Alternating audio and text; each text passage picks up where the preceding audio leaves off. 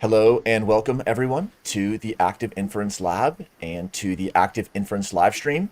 We're here in Active Inference Livestream 17.0 and it's March 3rd, 2021. I'm Daniel and I'm here with two of my colleagues who can introduce themselves.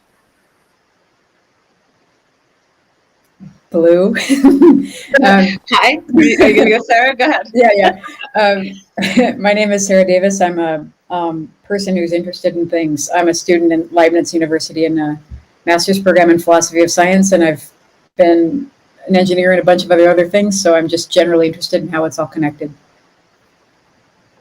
I'm Blue Knight. I'm an independent research consultant based out of New Mexico. Cool. Well, we're here for a fun discussion, so thanks both for joining.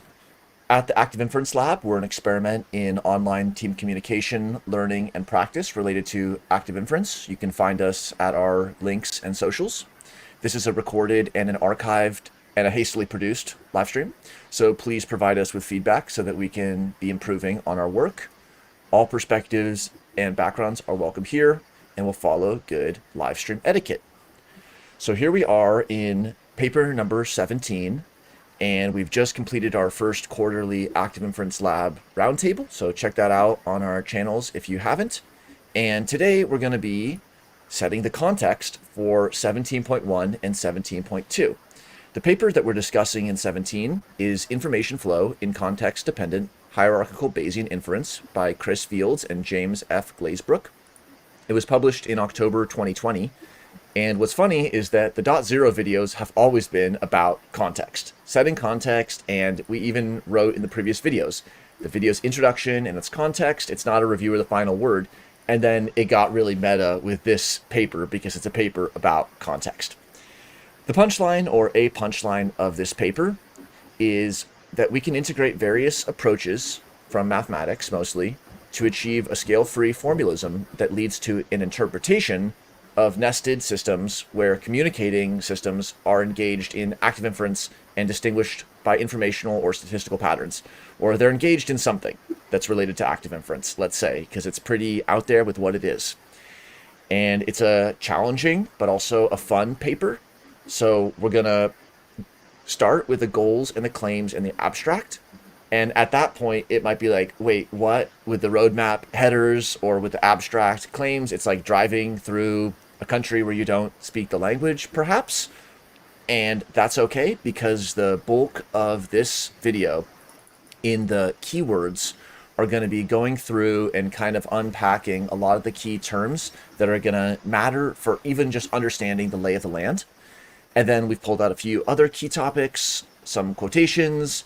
Didn't go as much into the formalisms of the paper itself, but we're looking forward to doing that with the authors in 17.1. And so we're just looking forward to that. In 17.1 and .2, we'll be discussing the same paper. So read it and save and submit your questions and get in touch if you want to participate. And also we're looking forward to your chats during this presentation, giving us a little support along the way. So here we go with the goals and claims of the paper under discussion. So here are the goals and the claims. So maybe, Blue, do you want to read the author's goals and claims?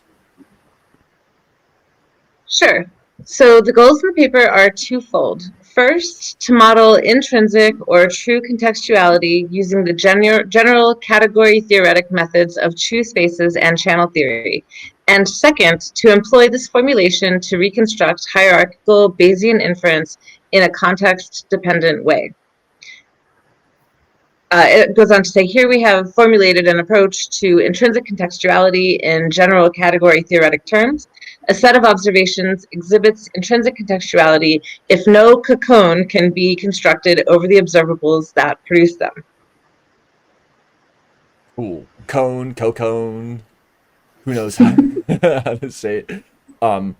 So they're doing a couple of things here. They have two main goals, so it's great that they're laying it out clearly.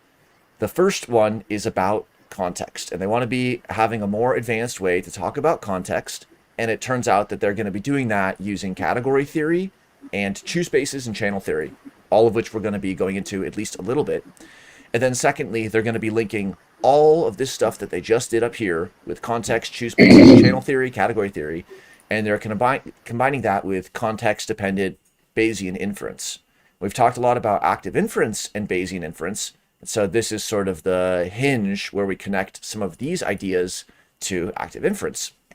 And then this is a quote from their conclusion, which is that they have formulated a new way of modeling contextuality in very general category theory terms, specifically relating to this co-cone construction. But the category theoretic term allows them to move between a few different areas that we're going to be walking through today. So here we go with the abstract. I'll read the first of the 3 slides of the abstract, and then anyone can give any thoughts or just start reading the second part of the abstract. Recent theories developing broad notions of context and its effects on inference are becoming increasingly important in fields as diverse as cognitive psychology, information science, and quantum information theory and computing. Here we introduce a novel and general approach to the characterization of contextuality using the techniques of choose spaces and channel theory, viewed as general theories of information flow. This involves introducing 3 essential components into the formalism: events, conditions, and measurement systems. Any thoughts, either of you two, or someone can just start reading the second part of the abstract? Let's go to the second part of the abstract. I think we'll have a lot of time for off-the-cuff remarks soon. So, Sarah, do you want to go for the second part of the abstract? Sure. Incorporating these factors in relationship to conditional probabilities leads to information flows both in the setting of choose spaces and channel theory. The latter provides a representation of semantic content using local logistics from which conditionals can be derived. We employ these features to construct cone-to-cone diagrams, commutativity of which enforces inferential coherence. With these built, a scale-free architecture incorporating a Bayesian-like hierarchical structure in which there is an interpretation of active inference and Markov blankets. Nice. And then, Blue, how about finish out the abstract? We compare this architecture with other theories of contextuality, which we briefly review. We also show that this development of ideas conveniently accommodates negative probabilities, leading to the notion of signed information flow, and address how quantum contextuality can be interpreted within this model. Finally, we relate contextuality to the frame problem, another way of characterizing a fundamental limitation on the observational and inferential capabilities of finite agents. Perfect. So that is the abstract. That's how the authors wanted to present and communicate their work to a broad audience of specialists and non-specialists. And again, we're going to be going into basically all the words that might be non-obvious in this abstract and the keywords that come into play. That's what we wanted to be unpacking today. So we're going to look over their roadmap, because just like the abstract is how they wanted to communicate what they did, the roadmap is how they've chosen to organize what they've done and get us from A to Z. And then we're going to be really going into this road trip and unpacking what some of these key terms are. It starts with an introduction, which I guess is helpful, context. And then one of the focal ideas of the paper is this chew space, or the chew construction, which we're going to be talking about the history of, some examples, some related topics. And just right off the bat, when we saw that the examples of chew spaces and chew morphisms included topological spaces, so that's all of network theory and graphs and things like that. So that's one big area. But we're going to be talking about chew spaces as something that connects all of network theory and topological space to types as processes, probability spaces, Bayesian belief networks, event space structure, chew flows, Kullback-Leibler divergence, and the free energy. So we're going to be popping up a level from things that are already pretty abstract, but it's going to be done in a way that's quite useful, especially for formulating context. And it's actually really interesting because a lot of times people will say that these topics in the examples, that they're general, but they actually don't have enough context. For example, you could make a social network, but that wouldn't be the total context of the world if you only have some of the users on the social network.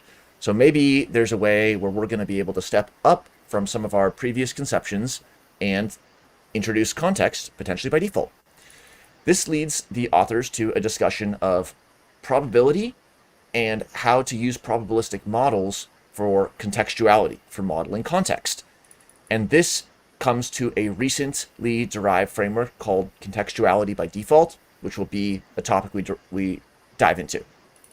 Section 4 goes into some issues related to measurement and kind of the before, during, and after of measurement, because you got to set things up and calibrate, and then you got to make the measurement at a certain moment, and then you have to analyze it in the context of a certain system. So it's like before, during, and after the measurement. In section 5, they head into channel theory and information channels, and this was really fascinating because it's quite distinct from Shannon information theory in some ways that people might not expect, and I had never heard this discussed alongside Shannon information theory. It's like, here's information theory, and it's good at ABC, but it's not good in these three things. That's where the discussion ended. I didn't know that there was another area that kind of picked up where Shannon left off, in a sense. And that's related to this idea of an infomorphism, as well as classifiers, conditional probabilities, and this co-cone diagram. Thinking about information channels and flows of information leads to this formulation of context compliant, so context modeling or following hierarchical, multi-level, multi-scale Bayesian networks. And first, this section has a lot of technical detail, but it involves making a connection between Bayes networks, approaches to probabilistic modeling and statistics and inference with context. This leads to a sort of conclusion or a climax section where the hierarchical Bayesian networks that were just introduced in 6 are brought into the context of 2 specific practices, which is number 1, the idea of active inference. I highlighted it because that's kind of our lab. That's what we're here to be thinking about.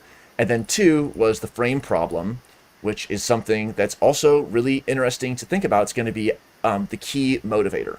So although they put it last with active inference and the frame problem, we're actually going to have those topics closer to the front of the presentation, so people who are listening to this from the active inference perspective or from more generally the frame problem perspective, they're going to understand what motivated us to be studying the paper the way that we're doing it, and hopefully what motivated Chris to select this paper when he suggested it to be discussed during his visit. That's the sort of naked roadmap. That's the turn left at this part and turn right at this part. But there was a narrative roadmap that the authors actually put out. And their own words are on the right, so you can see that in the paper or here. But on the left, I just thought of this is like the semantic roadmap as far as the flow of the paper. And I just extracted this semantic flow from the syntax that they wrote, not super knowing what all these topics are, but just rephrasing what they had put. Previously, these authors had been researching quantum and thermodynamics of separable systems.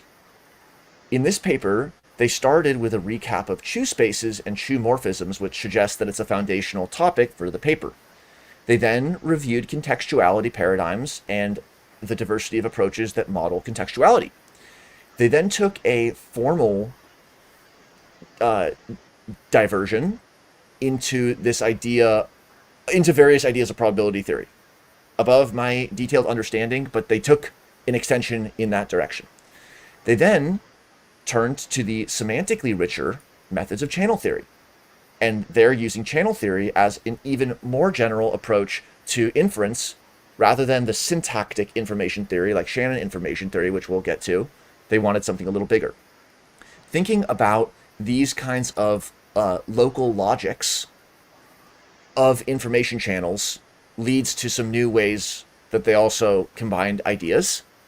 And then they visualize this / represent it as this cone, co-cone diagram, as they say, as a natural scale-free representation of Bayesian inference. So scale-free just means that it doesn't have an a priori scale. It's not in inches or in kilometers. It's just at the level of abstractness. And then they have the claim that is proven that the failure of the CCCD, the cone-cocone diagram, to diagrammatically commute is a condition of the measurement operator's non-co-deployability. So it's just sort of like if you have two shapes and then they fit together, what they represent fits together. And if you have two shapes and the puzzle pieces don't fit together, there's something mathematical that the shapes represent isn't fitting together in the way that it would as if these two shapes fit together. I don't know what non-co-deployability is, but it's like a puzzle piece if it were co-deployable. And then the part that I think will be of special interest to a lot of our lab and colleagues is they're going to recover this new theoretical and inferential role for the Markov blanket.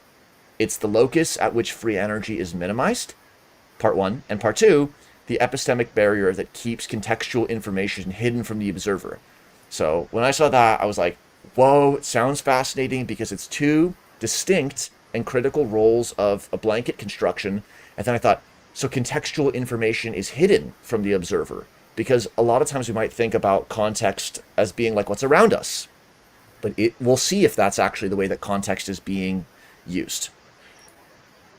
Can I jump in for a second, Daniel? Yep.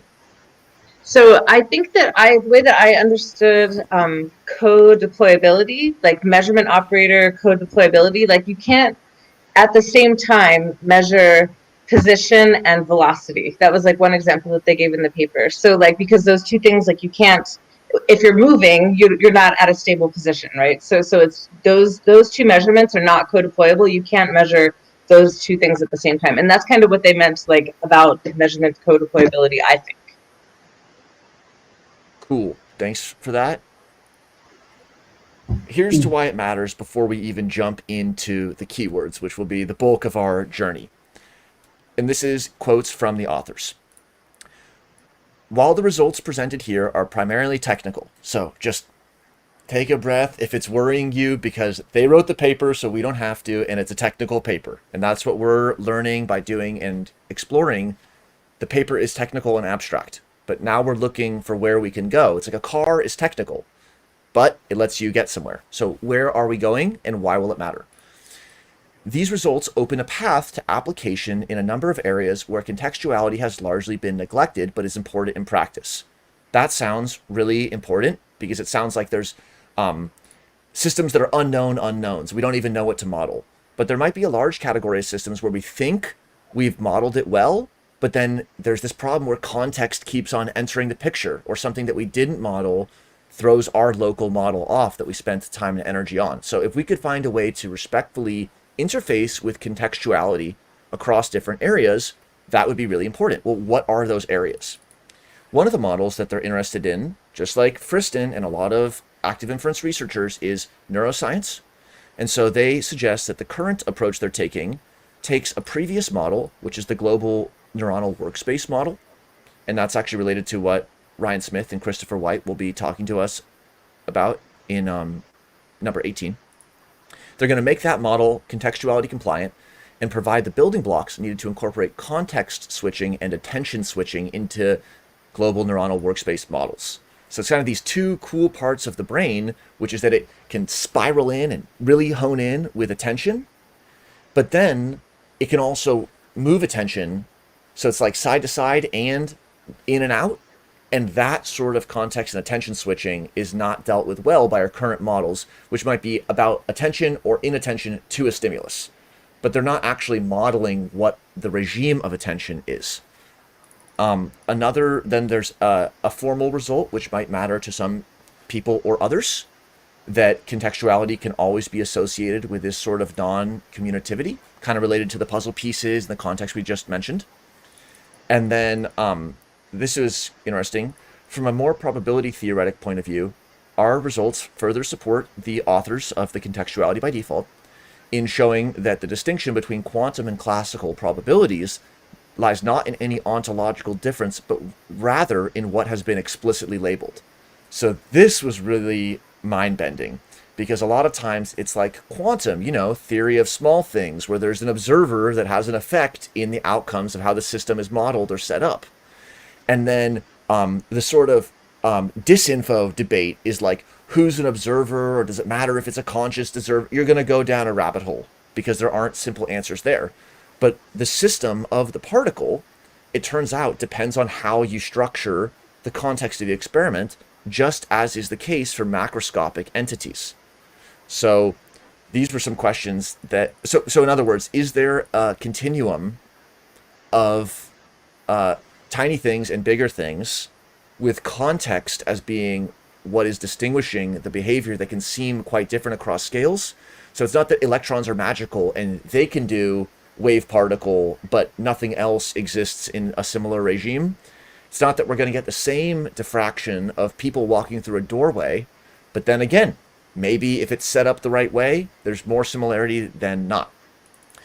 So a few opening questions before we jump into the keywords. Just how will we connect across formal and informal, or just plain different senses of the word context? And then what are some of these cases where, whether they said it in the paper or not, where contextuality has been largely neglected, but it's important in practice? So even within an informal context definition, what's in an area where potentially context is not taken into account? So I'll start with one, and then either of you could go. Maybe cultural context, or for understanding geopolitics, or individual context for an individual relationship. So it does matter, but when we approach those sort of individual or collective level problems as if we can ignore context, again, just using it informally, we're not really operating in the space that the system is in. We're operating in a reduced or a distorted model that we're projecting. Hey, Daniel, I don't know if this is going to mess up your video setup, but if you're able to go into present mode on your slides, it would make the whole thing a lot more readable for a small screen. In the live stream, which you can look at and mute in the It is background, that way. it Okay, looks fine. different. That's Yep. good. Okay. But yeah, we've got a lot of small text on these slides.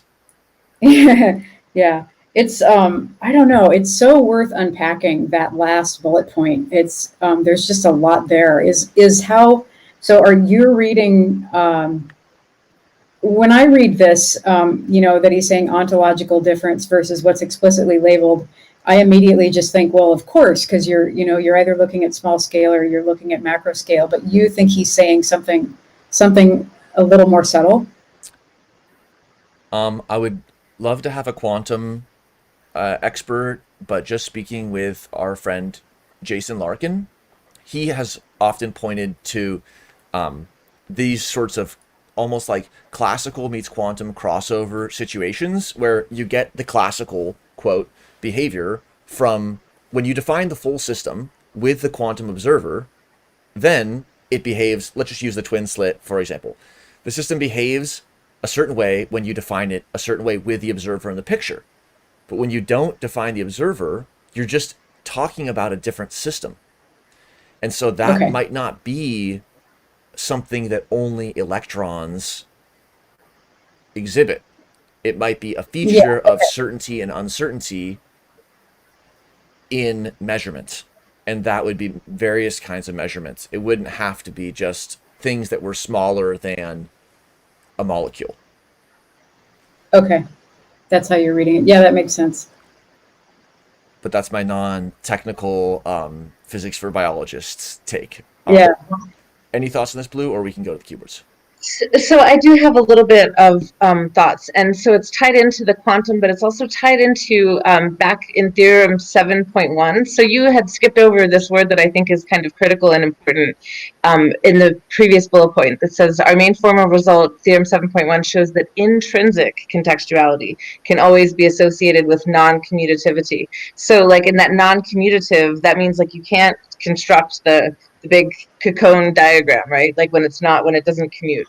So I think that it's important to highlight that kind of contextuality is like, where they were describing the context, like for something that's beautiful, like, a beautiful what, right? Like a beautiful leaf is not the same as a beautiful person, if that leaf looked like a person, it'd be a really ugly leaf, or if a person looked like a leaf, it'd be a really ugly person, right? Like, so beautiful, it's always like that context dependent. A beautiful what? Like, beautiful does not always have the same referential meaning. And so I think that this is really important and ties right into the quantum aspect of things, right? Like how they were talking about the Alice and Bob with the machine, right? Like, so it's always, when you can measure, like, it's always what is explicit context, right? So the quantum is tied into explicit context. Like, when we have a set of variables that we measure for every circumstance at precisely the same exact time and under precisely the same conditions, that is extrinsic context, right? And it's different and separate from intrinsic contextuality. Sorry, just wanted to point that out. You might be saying something that it's great. Thank you, Blue. It's, you might be saying something that I'm already about to say, and or maybe you just triggered my thought. But yeah, this intrinsic versus extrinsic, what it made me think of was that one thing is quantifiable and the other thing isn't. It's like a gradient. That's essentially what you're saying. Yeah. Okay. It's great. Thank you. Fun. Well, let's get to the keywords. This was definitely one of our even though you look at the keywords, you think, oh, it's the ABCs. I mean, how hard is it going to be? No. It was really fun and a good learning experience for all of us to go through these topics. And it includes active inference and then Bayesian inference, which are things that we've definitely talked about before, as well as Markov blankets a little bit. However, the other words were basically all just even new to learning about, not just in active inference. So that's where we kind of started this one, and that's why we want to just include people in the conversation and just see where everyone is at in learning these topics. So contextuality, chew space, channel theory, information flow, local logic, cone, co-cone diagram, frame problem, and then it wasn't a keyword, but it's kind of related, is concurrency and concurrent processes. And I just always wonder, why is the second C capitalized? Let's motivate the paper, not with what chew spaces are, which is how the paper begins if you were to read it, but let's kind of motivate it with the problems and the context that we're looking to be applying in, which is the frame problem and active inference, and thinking about something that most of us are more familiar with, which is Bayesian computation. So the frame problem is the problem of, using their words, the problem of circumscribing what does not change when an action is performed. Viewed broadly, it's the problem of circumscribing what is relevant in a situation. It's kind of like if you want to say, well, what are all the connections in the social network? It's the shadow of what are all the non-connections, because those two answers are arrived at the same time. And if you have no false positives and no false negatives, it's the same to know what has changed versus what hasn't changed. So when we're thinking about scenarios, those two are equivalent. Instead of just reading this for a first pass, what did either of you, how would you summarize the frame problem, or what is something that makes it valuable or important for study? Okay, think about it and then raise your hand while I go through these. The issue with the frame problem, and the reason why people are working on better solutions, is that let's say we want to understand what does or doesn't change when an action is performed. So we're making a self-driving car and we want to understand how something changes or not when the scene changes. In order to look for all the changes, aka what hasn't changed, it's really hard to know when to stop or what has changed. There's just an exponentially large number of things to check, and you can't brute force it. So there are heuristic solutions, so solutions that aren't exact but get you on the right track. However, the heuristic solutions, which often work extremely well, like frame differencing, like if something doesn't move between two slides, you just cancel it out. And if it does move, you're going to do some other algorithm on it. It's a good heuristic, but it assumes coherent context. It assumes that what is observed could in principle be expanded to include all that there is to be observed. So if it's an image and it's a 64 by 64 image and I do frame differencing and we're only studying the image, then I have captured everything that's changed. But when there are systems with intrinsic contextuality, this coherence assumption is violated.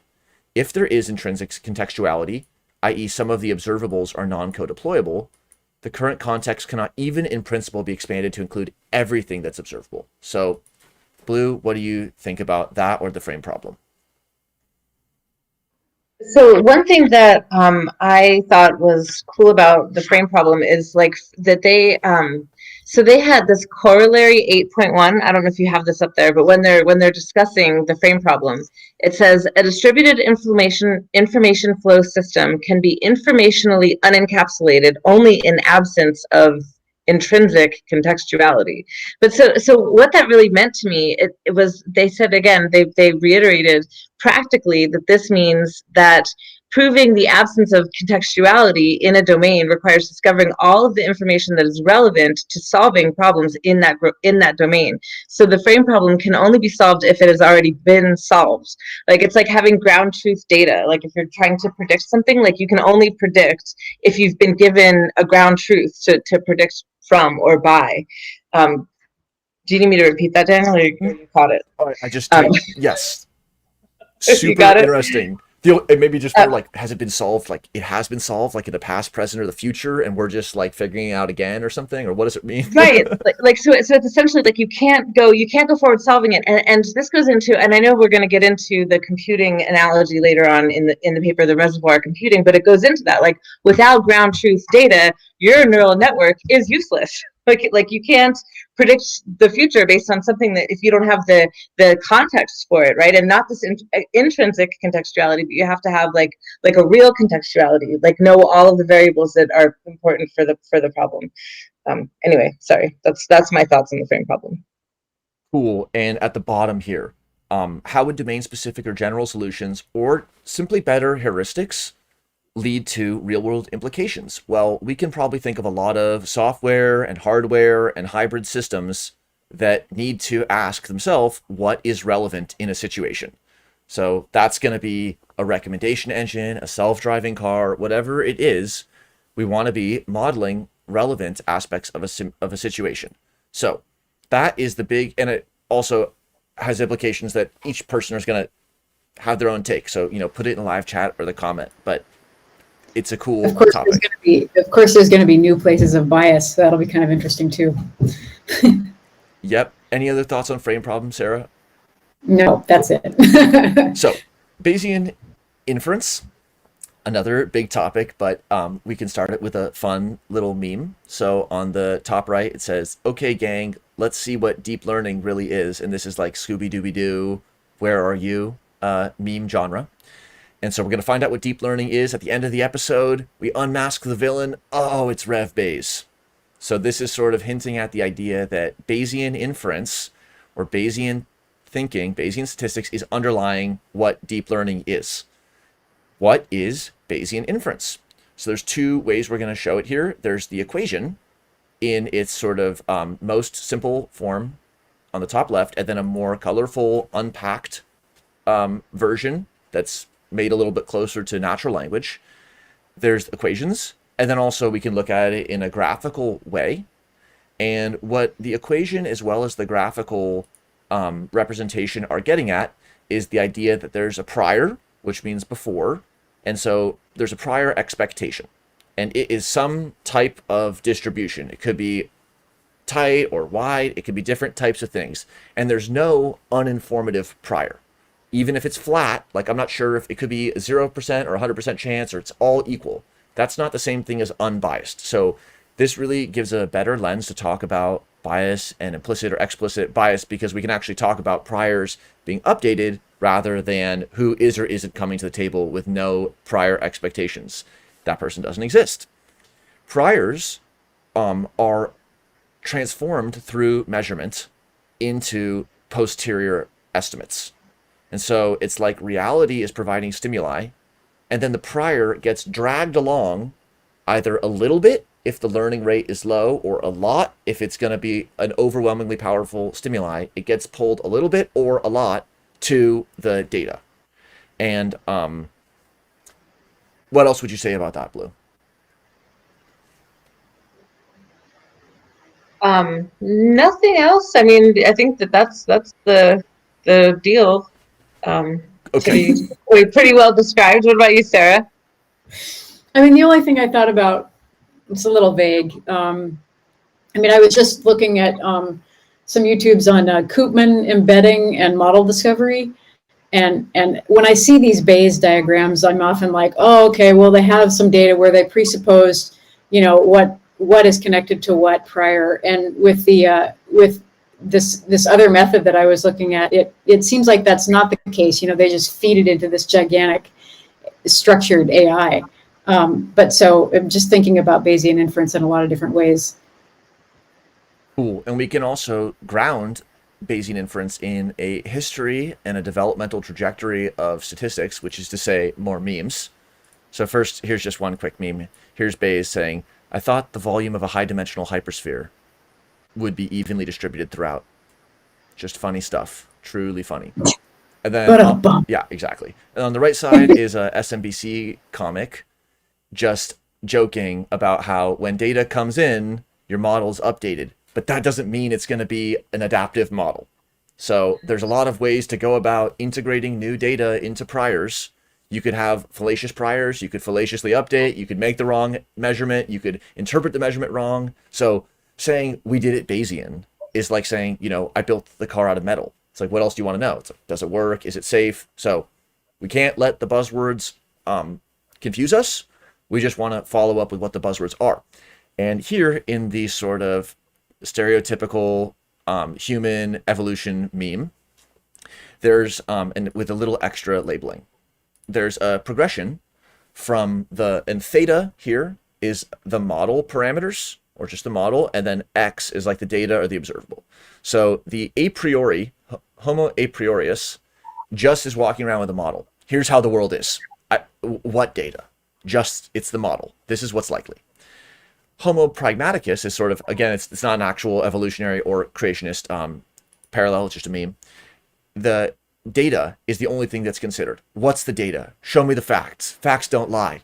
Facts don't care about your feelings. It's just the facts. It's not even about the model.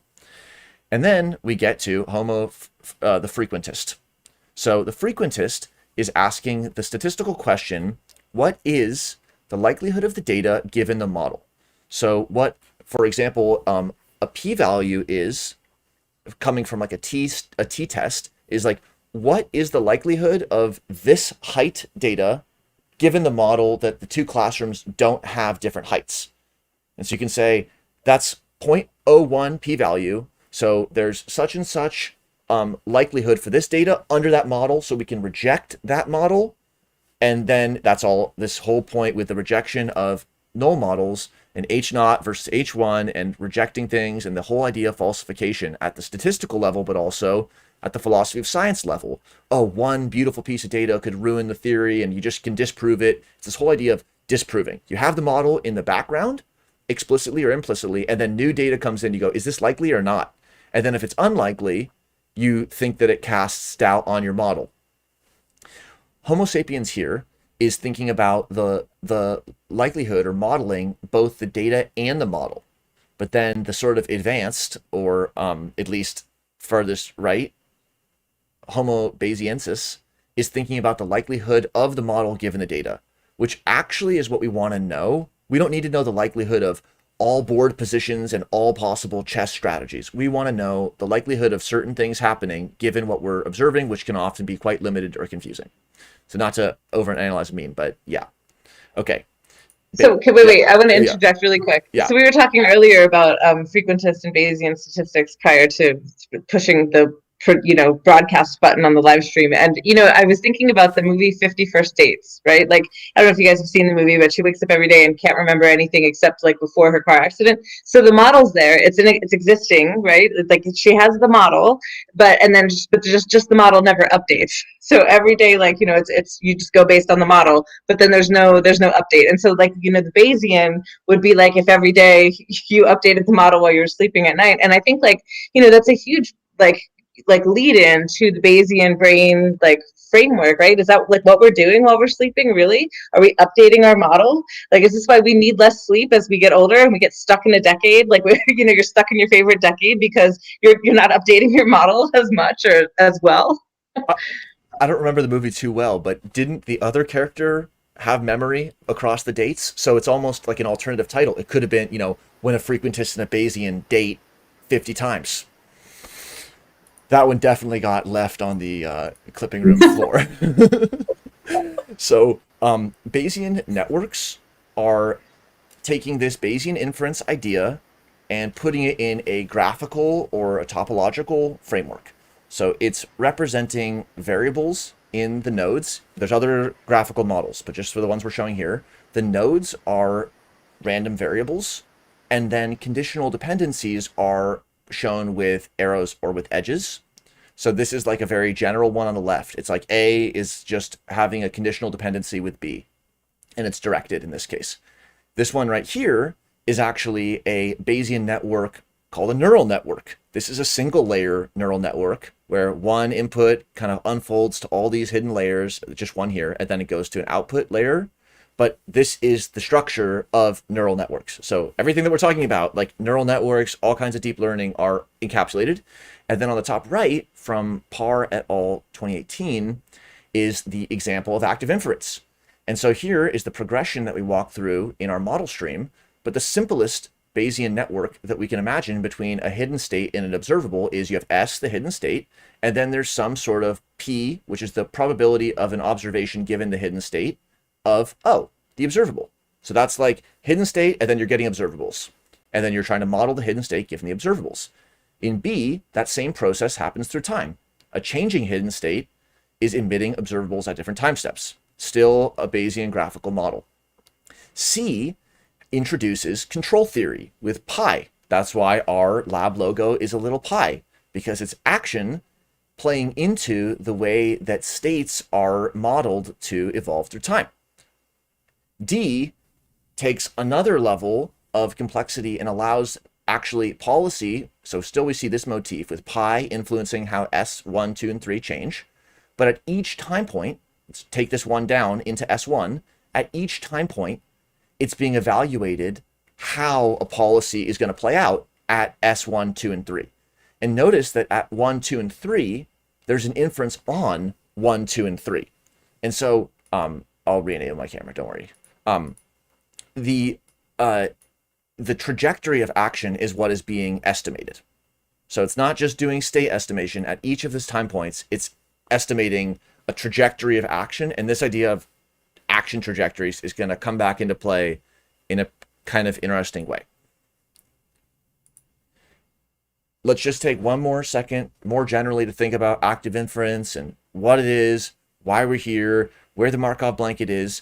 In active inference, we have internal and external states, and it's a scale-free framework because these internal states could be small or large in scale. It's outside the level of specifying a specific scale. And these internal and external states are separated by a blanket. And as we're going to show in just a second, this Markov blanket concept is just the total layer of insulating nodes such that the internal and the external states have a certain type of independence relationship from each other. And then the innovation, we'll get to where Friston came into play. So that's active inference just as a way to integrate action and perception with sensations influencing internal states including generative model estimates of the world and policy estimations, implements action, and action can influence external states, which also is undergoing its own dynamics, which we might think of as actually contextuality. Any other thoughts on active inference? Okay, so here's where we go from Bayes networks to Markov blankets. This was part of our discussion on ActInf 14. And the idea of making a Markov blanket was introduced by Pearl 1988. And where Friston's innovation occurred, and this is, I think, from Melandres' paper in 14, is that Pearl's original construction of the Markov blanket was subdivided into two kinds of nodes. Sensory states, nodes whose influence is directed towards the blanketed node under interest X, and active states, which are nodes influenced by X. So we can have an organismal metaphor with sense and action, but a little bit more generally, sense is like incoming of the system and action is outgoing, and the Markov blanket is the total set of all the ones that totally give you all the inputs and all the outputs of the system. So stating the conditional dependencies is the same thing as stating all the conditional independencies. Just like we're showing where the social network, who's friends with who, is the same question as who's not friends with who. Who is there is the same question as who is not there. And then to put Markov, Pearl, and Friston on a continuum, you have Markovian properties by Andrei Markov and other Markovs, actually, who are working in a more mathematical frame. They don't have access to computers. Pearl brings in Bayesian statistics as well as computational approaches in the second half of the 1900s. And then the innovations of Friston were to divide those Markov nodes, the Markov blanket nodes, into sense and action nodes, which enables this cybernetic approach to input a generative model internal states and then outgoing action states in service of maintaining a non-equilibrium steady state. And then, though it's an ongoing and open and developing area with how we formalize these things, the idea is that by this kind of partition of the blanket happening, we'll be able to have modeling of non-local dependencies like latent causes, which are not observed in the world, and therefore have cybernetic agents in niches that are enacting and embodied and encultured in a really rich way. And then just to show one more figure, this is from Wanja's paper with Carl Friston, which we talked about just a few weeks ago, and just showing that you have internal states that influence influence active states. Then there's a line with external, and so here's the blanket here. In the pink dashed line is the blanket states, and then there's the internal states. Okay, any thoughts on active inference, or can we go to context? So again, putting the sort of end parts of the paper up closer to the beginning, the context in practice, the first context introduced is the idea of active inference in the paper. And the motivation for active inference here, and we can definitely talk to the authors more, is that observers are constantly probing their environments through action influenced by hidden states and time-sensitive policies. So these are some of the challenges that beset context agnostic or unspecified context modeling. Is when the environment is changing, how does the action policy update? Does it just reevaluate at every single moment as if it was like fresh looking at a new environment? But how do you have these sequences of action that might involve sequential modifications of the environment and uncertainty in the action policy?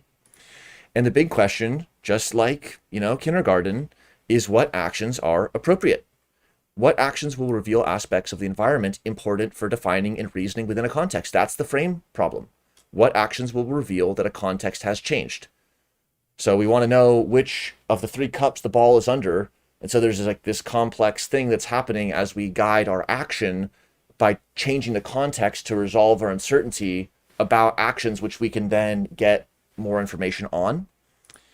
And active inference tells us that there's two ways to minimize expected free energy, which is that we can modify internal state parameters of our generative model through learning and development, or external states can be modified through action or their own endogenous changes. So active inference, we're kind of going even more abstract than some of the other papers and just thinking about this question of, if you're an agent who's operating under uncertainty, modifying the niche, but you don't know whether you should modify or explore or wait, and all these things are coming together, we want to set a frame that's big enough to encompass that. Any thoughts on that? Okay, let's turn to context more generally. So that was active inference in context. They write, contextuality in the behavior of complex systems has traditionally been regarded as a practical problem of limited experimental control that could in principle be eliminated by obtaining more uniform experimental subjects and achieving better control of experimental conditions. This traditional view of contextuality as merely a practical limitation is, however, increasingly under strain. This kind of resonated with me as an experimentalist because in biology, you'd get the sense like, well, if it was a clonal animal and we just had the light-dark cycle the same and the same animal handler picked it up and there was no pipetting error and everything was the same, you'd get the same result. And it was really exciting to think about to what extent is that like a faith-based position, and actually tiny amplifications in the system. You have two clonal animals, but if there's like a bifurcation point then unless you truly have every single part of the system, you're always going to be subject to these intrinsic contextualities. So that's kind of cool to think about. And then here in the conclusion, context is often used to designate what is neglected when an observation is made or an action undertaken. Environment is used in a similar way. So that's how maybe informally people think about context. Like right now, one of my contexts is like this cup of water. It's in my environment. It's in my niche. It's in my local area. Like their context is used like that, like what is around something. And the formalism of a theory like context by default challenges us to acknowledge that context is always there, whether attended to or not. So we're thinking about context in sort of a more active way in terms of what influences processes or where conditional dependencies are. And so it might be the case that you can ignore context because you've actually isolated the system. So it's like a closed system, or it's a system where you can fully describe it. And in those situations, context is there, but you've made a special sub-problem where you have all the context. But when you're in a situation where you don't have all the context, we need to have a framework for reasoning that has contextuality by default so that we can work better in those spaces. And let's talk a little bit more about this contextuality by default, CBD, not that CBD. This is the authors talking about contextuality by default. And just totally, raise your hand or jump in if you have a thought or a question. And they say that determining whether a particular instance of observed behavior of a complex system, particularly one with memory, exhibits intrinsic contextuality is not straightforward. So that was interesting, makes sense. Complex systems, hard to know what to do sometimes, whether you want to include memory and historicity or not. And in some ways, like if you have like 10 different animals and you think, okay, well, they're the same background, so we can just consider them even, but they've actually had this history that differs. So they're not the same, but you want to imagine that they're replaceable or shuffleable in a statistical sense, but that might not be. And then here's the quantum sense of contextuality. In quantum systems, a set of measurements exhibits contextuality if it cannot be characterized by a mathematically consistent, context-free joint probability distribution. Asking whether a set of measurement outcomes exhibits intrinsic contextuality is, in this case, asking whether a consistent, globally defined, globally connectable joint probability distribution exists or not. And that's where this formalism of contextuality by default addresses questions by labeling context and includes them explicitly in conditional probabilities, rendering probability distributions context dependent. So let's look at the papers that were cited and referenced and think a little bit about where is this contextuality theory coming from? Where is it taking us? What do you think, Blue? I have a comment. Mm-hmm. That brought to my mind emotion related to context, because I've been thinking a lot about how, like, if I'm attached to some idea or something like that, and I just remember that I was attached to it, but then I go to sleep and whatever, and then I forget what it was. I have a tendency to like really be like, no, that was really important. And so regardless of whether it was true or not, I want to go back to it. And so I'm thinking about the way in which emotion is a kind of a context, but it takes you over a longer time domain, because like it doesn't even just sit in at a decay rate that would normally be related to the other information. It pulls you way back into another space. So it's this kind of like long range driver. I don't know. That's just context. Cool. And it brings us to this next question, which is there, this is the title of a paper that's cited by Tazaffarov, 2016. Is there contextuality in behavioral and social systems? So if we were dealing with this informal definition of context is just like the environment, it's like, yes. The answer is just yes. Behavioral and social systems, yes, there's social context. Like, oh, you missed the context on this dinner party. Okay, so off the bat, we'll say yes. But we're thinking about it formally, and this is the most hyphenated sentence I've just ever seen in science. So just the number of names, it was quite something to read. But we're thinking about contextuality in a more formal way, which is like, so let's say someone says, you're missing the dinner party context.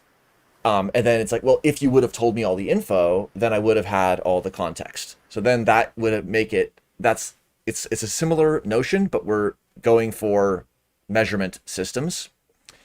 And they're proposing that their CBD allows one to define and measure contextuality in all systems of all these hyphenated types, even if there are context-dependent errors in measurement, or if something in the context directly interacts with a measurement.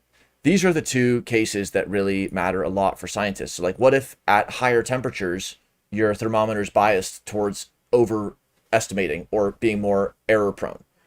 Then you're going to get this distribution that looks like it has some sort of super specific relationship, but it's totally not the case. It's all an observation error. And the second one is that the context could directly interact with the measurement, aka every single time you want to know something new. So the context, which you don't have because you don't have the full context because you're going out into the unknown to make a measurement, is going to interact with your measurement, maybe even modify it itself. What do you think, Blue? So I think, like, this goes back to that intrinsic versus extrinsic context. Like in a social and behavioral system, there's no extrinsic concept, right? Like there's no extrinsic context. Every like thing that you're going to try to measure, if you ask like, what was the temperature at that dinner party? Or how was the food? You can ask 12 different people and they're all going to have different things to say, or like, did you have fun, or whatever. Like, I mean, everyone you ask, because it's only defined by the intrinsic contextuality, which is the experience of each agent in the room, I think. Cool. And interestingly, they look at several data sets. None of the data provide evidence for contextuality. So again, yes, there's a niche, there's a context. We know what social context is, but we're actually thinking about it in this very interesting way where those data sets don't have contextuality. So a good little gut check is if you're thinking about the applications of this paper and you're thinking about it like social context, it's just not that one, because it's not. And their rule is that behavioral and social systems are non-contextual. Again, if that makes you cringe, it's because you're thinking about it informally, and we're actually thinking about it in a way where that claim makes sense. That's where we want to understand, to be like, oh, right, informally, we get where they're saying it, but then we're interpreting their claims rigorously, i.e. all contextual effects in these contexts, in these settings, result from the ubiquitous dependence of response distributions on elements of context other than the ones to which the response is presumably or normatively directed. So let's say you have a driving simulation, and then there's going to be some green lights and some big red stop signs, and you do the behavioral measurement, and you find out that conditioned on whether it was a green light or a stop sign, the people accelerate or brake. So that's your experimental data. What you controlled and what you observed was stoplight, and then whether they stayed still or accelerated.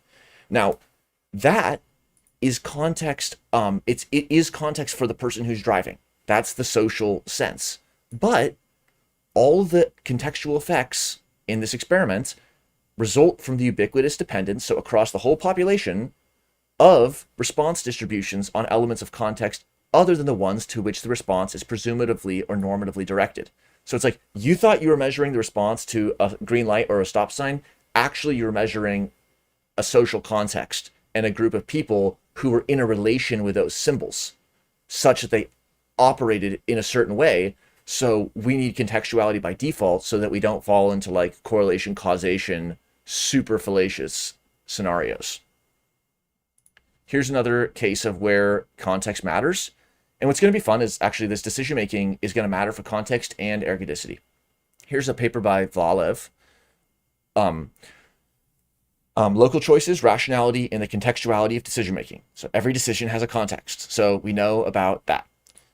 However, rational explanation appears to be challenged by apparently systematic irrationality observed in psychological experiments, especially in the field of judgment and decision making. So how many times have we heard, oh, people are so irrational, they'll take the $1 today rather than the $1.20 tomorrow, or they'll pick up their children from the daycare at the right time unless there's a monetary penalty, and then that will make them later. They're so irrational within this one variable that's being estimated.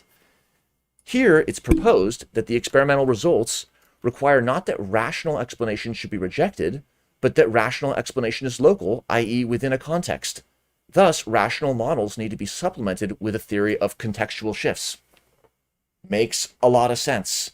It sounds like something that's relevant to learn about, and this paper has probably other relevant things, but it's like, instead of just saying, well, who's rational and who's irrational, couldn't we just understand that everyone is in a local logic and a local context, and then they're operating a certain way conditioned on that? And so it's not a rational versus irrational divide. It's like, what's the context? Who's the agent? What's the niche? What's the context shift? So that's a much more open but also powerful way, I think, to talk about decision making. Okay, just raise your hand if you want to pause it. Let's take this idea of context. So we started with context in the sort of folk sense and took it to this idea of defining all the relevant variables. Now let's think about defining relevant variables in a model in terms of topology. So here's some cool slides from the Simmons Institute. And in this top right one, it says topology is about distinguishing the continuous from the non-continuous, and also about moving around. So I was like, that's a cool definition of topology. Not nodes and edges, not how things are connected, but it's a way, it's saying how things are connected. And this slide was really informative. When we're asking several questions at once, the answers could obey constraints. So like if you're going to measure the pressure and the volume and the temperature of an ideal gas, there's an equation, PV equals nRT, that's going to relate those things. And if one of them is out of whack, like probably something is wrong. So those bundles of answers are related to each other, could be by the laws of physics, like here's velocity and time, or whatever it happens to be, like physical constraints or logical constraints. So like if things are true, then if they're false, if they're not that, and then if it's double not that, it's back to being true. So you can have these bundles that are logical, or a bundle that is based upon some of the constraints of physics. And then also the constraints can be rows of a table in a relational database. That's the trip, because that's where like SQL and a lot of programming comes into play. And models distinguish good and bad ways of connecting the dots and bundles, just like continuous sections. So this is kind of like thinking about SQL queries and database queries in terms of the context that's being concerned. So in the context of this database, I want to make a query within it. So that's an interesting way to think about how things are connected and context, but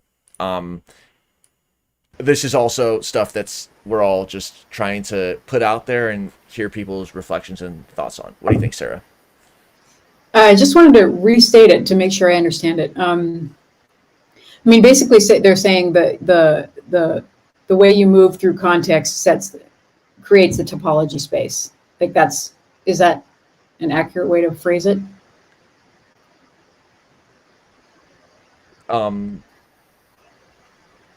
Just another aspect of it. Yes, like there's certain in the space of making multiple measurements, those measurements can have different topologies. Like if you make 3 measurements, they could be in a line, they could be in a triangle. Like there's that's not at the formality that's on here, but when you're making different measurements, they can either be in a well-behaved bundle or a not well-behaved bundle, and then which whether it's well-behaved or not is related to whether it. Blue, what do you think? Help me out. I mean, it's a hard question. I'll jump in for you. Yeah.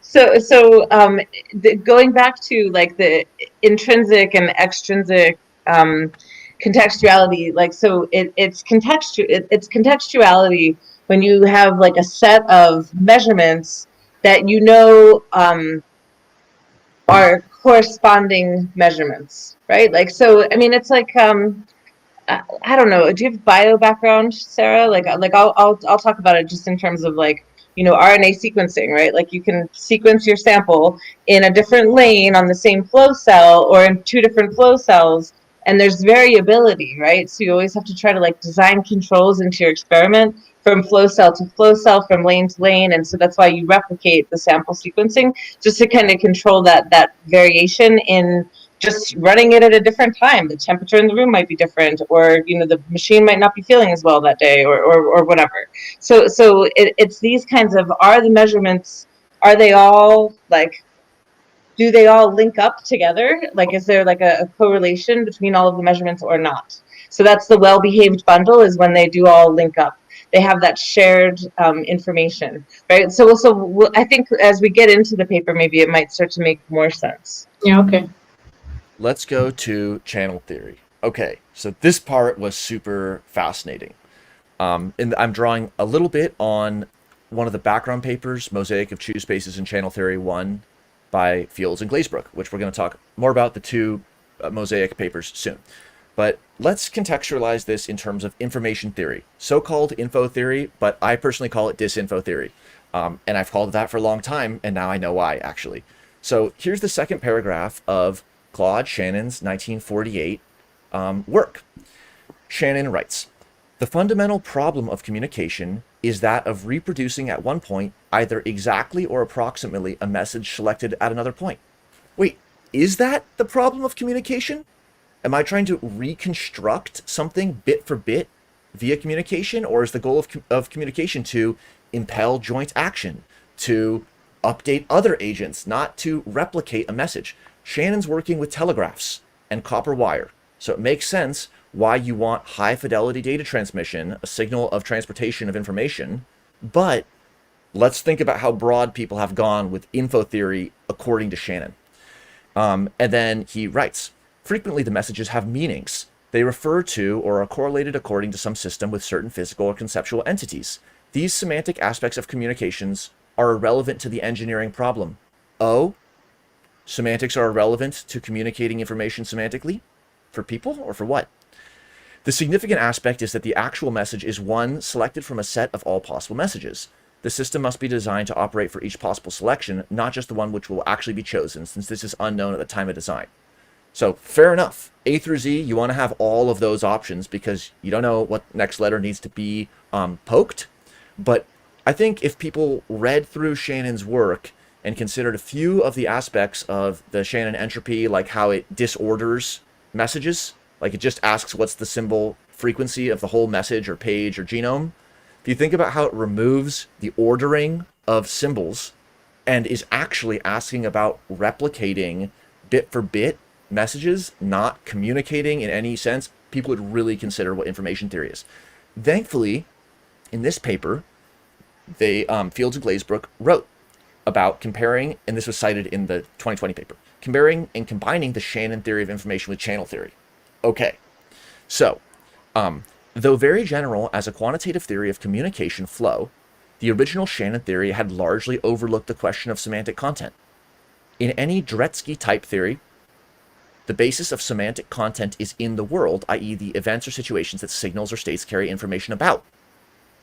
The car, it's out there, it's in the world.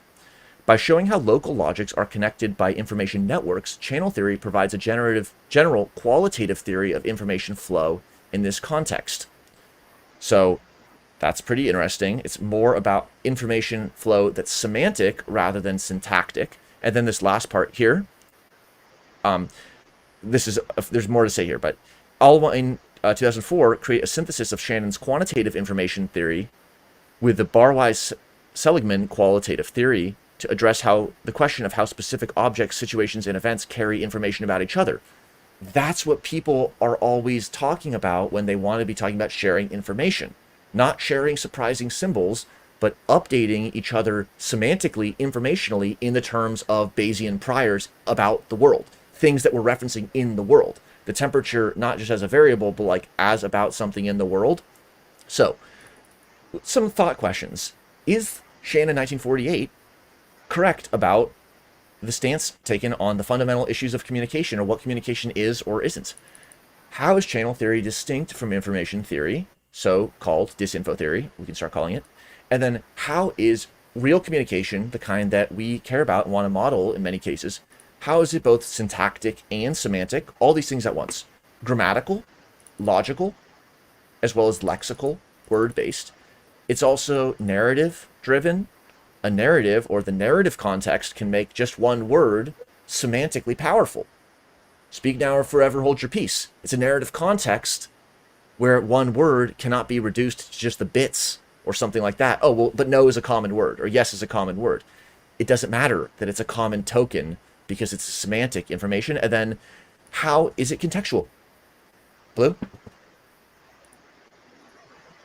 So I mean, I think that there's of like I like Shannon information theory. I like how it's very logical and it appeals to like my brain structure.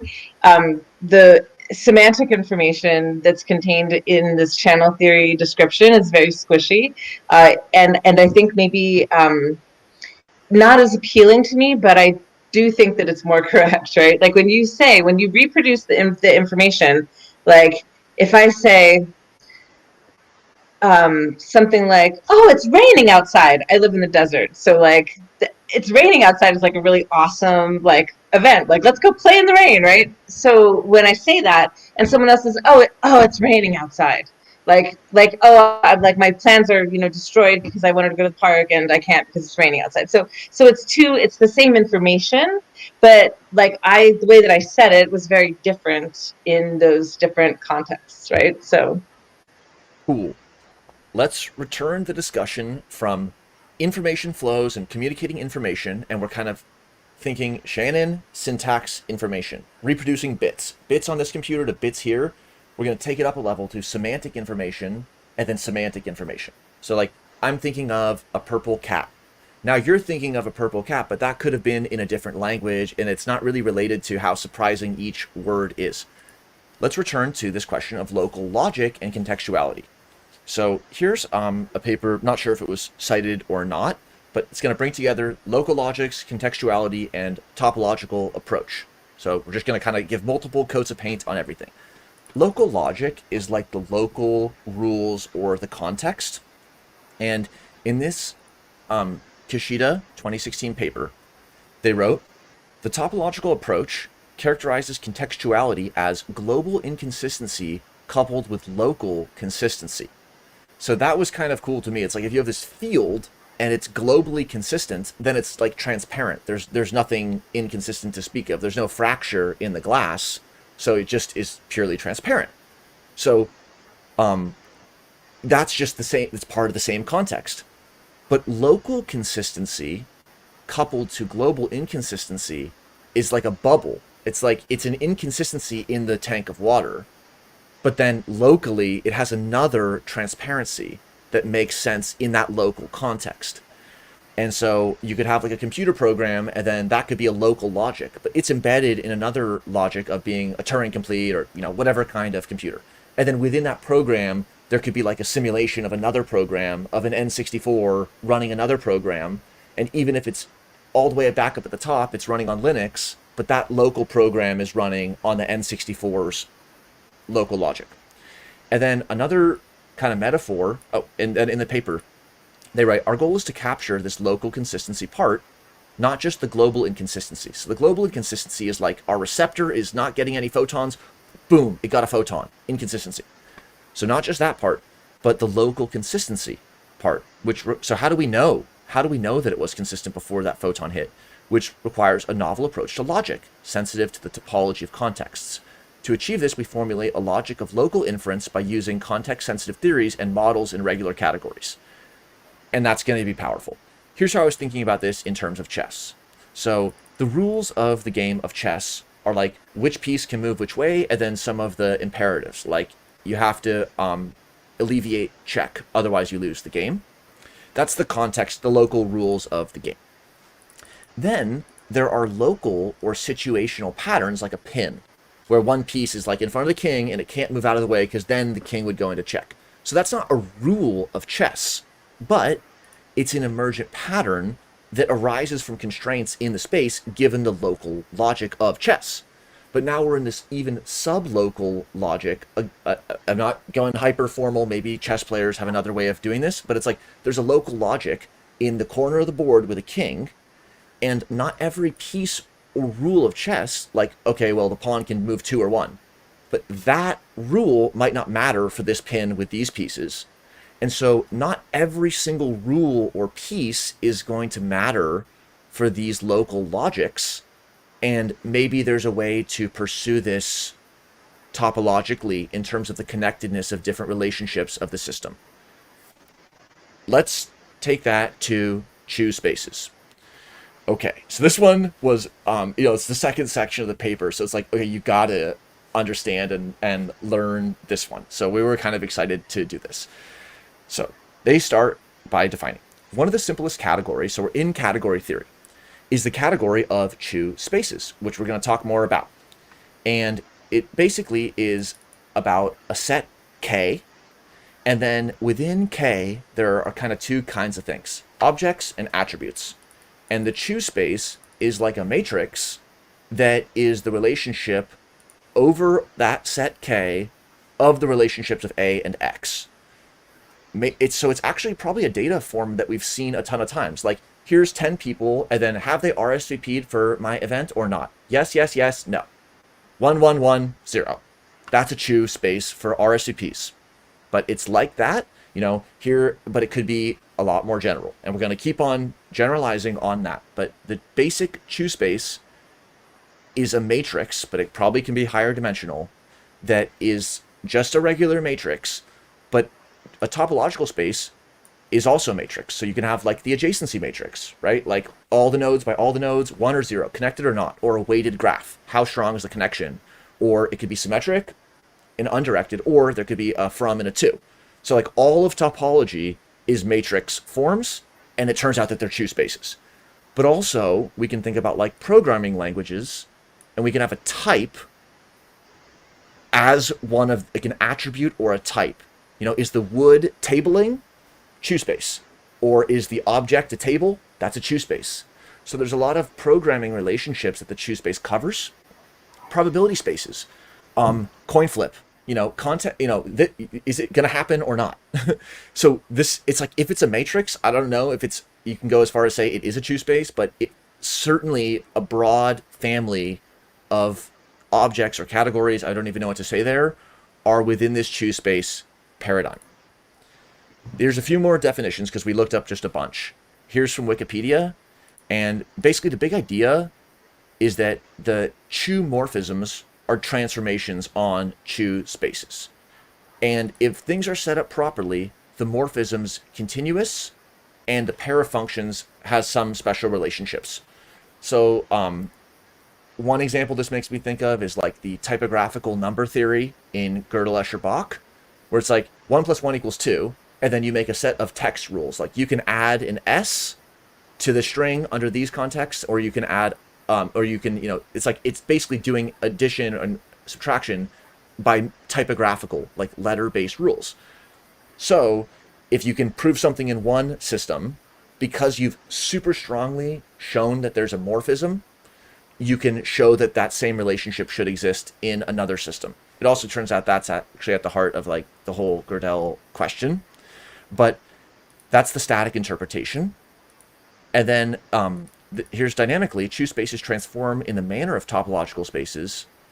Don't want to go too deep down here, but there's special relationships of two choose spaces that are Chu morphisms. And then if that morphism is bidirectional, it just allows a really nice thing where you can sort of make a finding on one side and then arbitrage it to some relationship that might have been difficult to show on the other side. So it's like a perfect language mapping. You can say, the boy is younger than the car. If you had a perfect language mapping, semantically, you could say it in another language and the semantic information would be perfectly preserved. So then maybe one person has a piece of semantic information in English, and then they could convey it through the perfect morphism, and it would be correctly, semantically understood on the other side. Okay. Here is just a couple, we wanted to actually understand it. And also, shout out to master's students everywhere. So here's history from this paper. The Chu construction takes a symmetric monoidal closed category, V, and with pullbacks, just reading it, and an object K of V, and completes V to a self-dual category, Chu V K. The details of this construction appear in P.H. Chu's master's thesis, published as an appendix to his advisor's M. Barr's book, introducing the notion of a asterisk autonomous category. So, chapter that was an appendix, and now here we are, many years later. So it's all good to research whatever you're researching on if it appears to you to be the big question. Here's Barr's perspective. So Barr is another perspective on true spaces. Barr had this idea during his sabbatical to study duality in categories in some depth. Just what most of us take our sabbatical wondering. He wasn't wondering about the simple dualities, but self-dual categories, like complete semilattices or finite abelian groups. He was interested in the possibility of having a category that was not only self-dual, but one that had an internal home and for which the duality was implemented as the internal home into a dualizing object. It's technical. So duality is going to mean something different to a mathematician than a non-mathematician, and I don't know what a home is.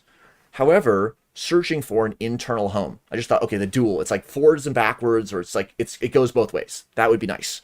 Reversible. So it's like those are always good things. And then the internal home. Internal homes, when chained together, form a language called the internal language of the category. And I thought, okay, so now we're going from categories and attributes to like something else. The most famous of these internal homes are simply typed lambda calculus, which is the internal language of Cartesian closed categories, and the linear type system, the internal language of closed symmetric monoidal categories. Lambda calculus is something that's quite broad and central to computation.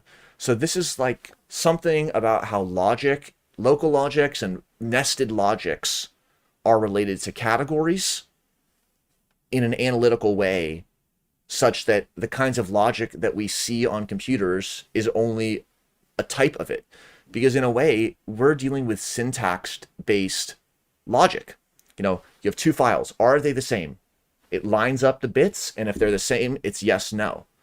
But what would this mean if it could be semantically the same, and how would we make that non-squishy? Because to ask whether semantics were the same, you need all the context. So that's kind of this fun twist, and it makes sense why, for simplicity, you use frequentist statistics instead of Bayesian inference, because it is hard to do sometimes.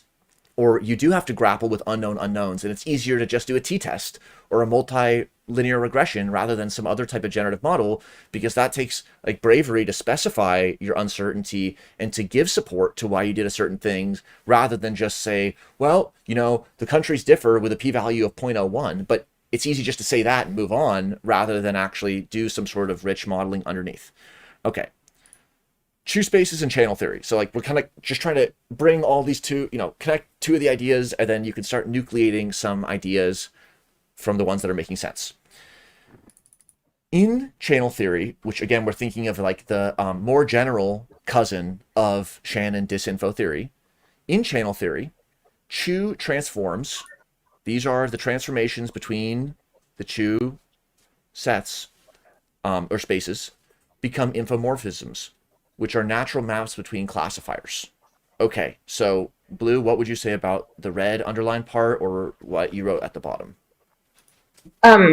So I'll like transition you into the next slide maybe here in a minute, but Just say next just slide. the red underlined part, it's the transform from A to B. So if you have one Chu space and another Chu space, whatever, it's like, you can think about like a territory and the map of that territory, like whatever transform going from the territory to the map, that is that channel, right? Is thought informally of as a channel.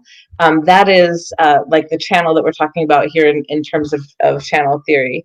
And so these the classifiers here. So a classifier is the set of, where did I have that here? Somewhere. Classifiers link tokens to types. Oh yeah, this is the definition of a classifier. So classifiers link tokens to types that encompass them. Oh yeah, because you've already read this. So the channel theory, the Chu transforms become infomorphisms which map between classifiers. So if you have different sets of classifiers, right? So classifiers link tokens to types that encompass them. So for the type stoplight, the set of tokens could be like you could have a red stoplight, a yellow stoplight, or a green stoplight. And that's also known as a local logic, the classifier, which we talked about local logics just a few slides back. But flip to the next slide and I'll continue this. So mapping between classifiers. So here, if you have the classifier stoplight, and then you have like what the motorist should do at the stoplight. So that's the second classifier. You could have the tokens like stop at the red light, go forward at the green light, or proceed slowly at the yellow light, or like get out of the intersection, or whatever it is you think you should actually do at the stoplight. But then you can have other classifiers too. So it doesn't just have to be the stoplight and what the motorist should do.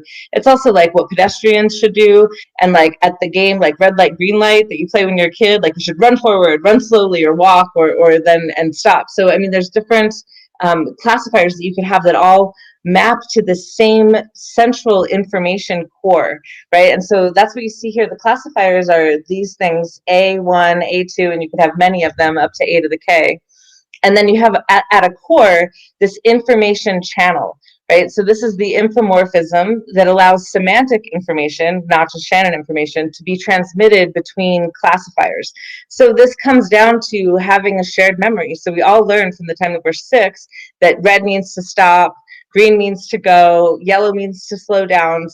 But to a 6-year-old, it means running. You know, when you're a pedestrian, you're looking out for other cars, and there are other behaviors that you do. And as a motorist also, and as a police officer, policing the motorist, there's all kinds of people that have different reactions to what the stoplight is doing, but that's all based on this shared memory. Like everybody has been taught, like, this is what you're supposed to do at a light. And so that's this core information channel through which information flows. It's can be also be thought of as a shared memory or a shared context, if you will. Cool. One thing that makes me think of here is like this sentence that said, the existence of a Chu transform A to B is equivalent for every flow formula valid in A being valid in B. So it's kind of like you have the chessboard, and the board position says it's game over, and then you have the data file, and then those two are within a bigger C that is establishing a connection between these very different types.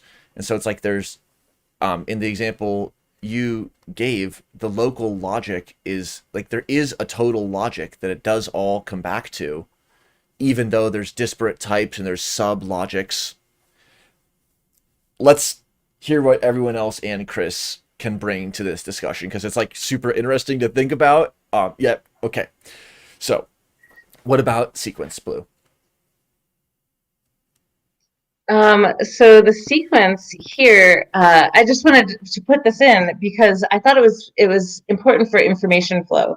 So sequence, when a sequence encodes a semantic, like a causal constraint, that effectively functions as a logic gate. So this really it's what enables semantic information as opposed to just Shannon information. So it's like you have the message, but there's a logic gate there that says if the message is applicable or not applicable, or to be transmitted or not. And also that it I think puts forward into the, it enables putting forward into the scale-free or scalable infrastructure here, I think. And then I like all this like math symbols, like I've never seen this stuff before. These like, what is this, like parallel line, lollipop stick? I don't know. But I put a box around this because it's like, oh, that goes back to Bayes' probability. All right, I know this. So it's coming home again. Cool. I think this one, just reading this one, X then shape N to assign a probability X satisfies N. So maybe it's the sign of satisfaction. I guess it just says something that we don't know what it looks like. But it's like there's a satisfaction of X to assign a probability that X satisfies N given that it satisfies M. So it's like, what's the probability that we're in checkmate on the board given that the file says checkmate? Well, if you have the morphism, it's perfect. But if you don't have that morphism, then it's probabilistic or it's different. So it's a conditional probability that's conditioned upon the way that you can map across different kinds of things. And it was the perfect connection to Bayesian inference, because at the bottom here we have basically M satisfying A is the Chew space. That's the scarlet letter, the fancy A is the Chew space. And so this is almost like saying M is satisfying some Chew flow relationship with N. That is itself about how tightly the spaces are connected. And so then we can take this P, M given N, single line, not satisfied, and it is belief updating. And so then, it provides the necessary semantic consistency for such updating. Infomorphisms thus capture a significant representation of Bayesian inference with the necessary coherence, since the target classifier context admits the same semantics as that as the source within the information flow.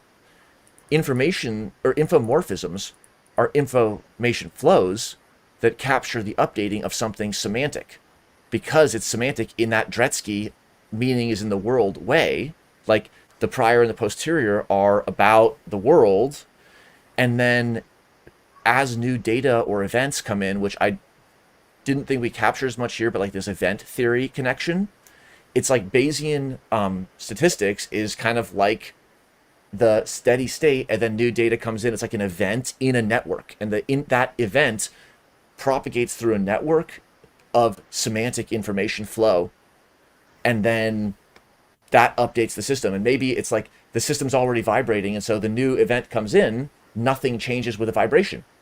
That might be a situation like the system semantically is already at its non-equilibrium steady state, and so it's like not surprising. But then there's other kinds of events that enter a system that might be more surprising, but it's all about the semantic nature of the system. Okay. So wait. Yep. Can I just add on to this? Yep. That like in our contextualizing, like, and I don't know if you were going there or not, but I just want to explicitly state that like Bayesian inference is the event, like which we are updating with active inference and category theory and Chew spaces. Were you like implying that, or I just wanted to state that explicitly because in this contextuality talk about contextuality, like we are updating our own like events with our own knowledge. Yep. And I think what's sort of fun about this semantic info flow idea, the whole channel theory thing, which I really didn't get exposed to in a lot of contexts, was that instead of the propagation of bits and bytes on wires and the signal fidelity, and then it's like, well, then where does the semantics get unpacked? Does it get unpacked at every little post office? And they just say, no, just syntax all the way down. So it's inherently reductionist because you go, no, we've explained away meaning because we're studying the connection from a entropy perspective. And then it's sort of a strong internally logical argument, which is why there's people who believe it. And then it's like, could we actually think of semantics as the heart of the question? Because when we're talking about communication of action or modification of the niche or solving the frame problem, we don't need the syntactic differences. We want the semantic differences. Like, what has changed? My car's broken. I don't need to know the syntax, but from a action-oriented semantic view, that's what we're communicating on. And then we're seeing these specialized communication message passing systems like on a silicone chip. It's a special case. It's a controlled system where we've defined the context semantically so that it isomorphically maps onto bits and voltages. Okay, here's the two Fields and Glazebrook papers from 2018. Mosaic of Chew Spaces and Channel Theory 1 and 2. So 1, category theory, concepts and tools, is like a lot of formalisms, diagrams, but 2 has some nice images, and that's applications to object identification and merological complexity. Merological is parts and whole relationships. And this is to go from the Chew spaces to this co-cone. A system capable of both object history construction and its dual category learning. So just there, history reconstruction and its dual category learning. It's like I'm learning about cars being broken or not. And then if you tell me it's a broken car, I can generate a vision in my mind of a broken car. So it's like you have a bidirectional relationship that's open to generating specifics from the abstract or updating the abstract from the specifics, which is really related to this hierarchical Bayesian learning and active inference. And they have reached, after many years of research, an understanding that objects that have this sort of analytical relationship between object history construction and category learning, with a singular category maintenance as a special case, not sure. I think that maybe that has to be one object that does both, a self-dual, not just two objects, one that does one part, one that does the other, is characterized by a cone-cocone diagram.